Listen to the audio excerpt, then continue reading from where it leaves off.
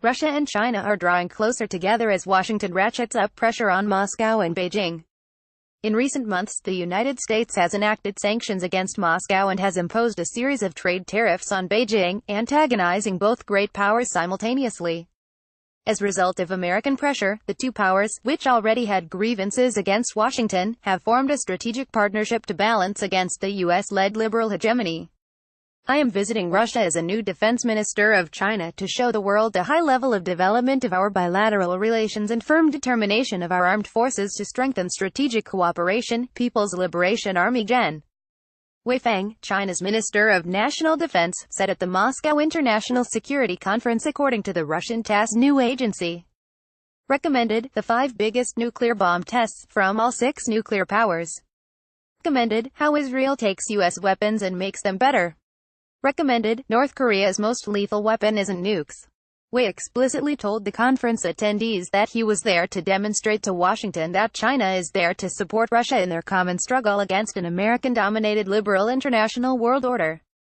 Second, to support the Russian side in organizing the Moscow International Security Conference, the Chinese side has come to show Americans the close ties between the armed forces of China and Russia, especially in this situation.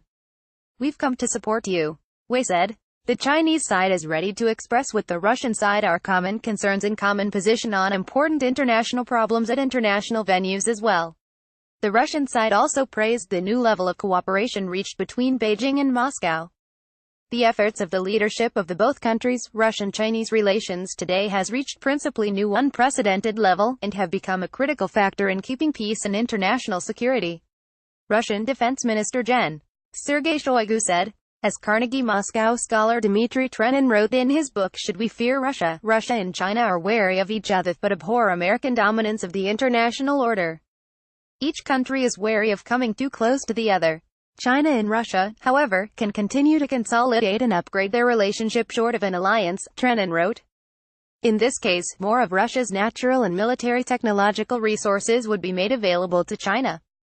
Strategic coordination between Moscow and Beijing would remain loose, but, in the larger scheme of things concerning the world order, Beijing and Moscow will be on the same side. The goal of the Russian-Chinese Entente would be to limit American dominance across the globe. The greater Eurasia that they are constructing will not be run from a single center, but their continental entente will essentially be aimed at limiting U.S. dominance on the edges of the continent and in the world at large. Trenin wrote. Thus far, Washington's own actions have fueled closer cooperation between the two Eurasian titans. As Russia grows more isolated from the West, the Sino-Russian alliance will only grow closer. Dave Majumdar is the defense editor for the National Interest. You can follow him on Twitter, @DaviMajumdar. Image, Creative Commons.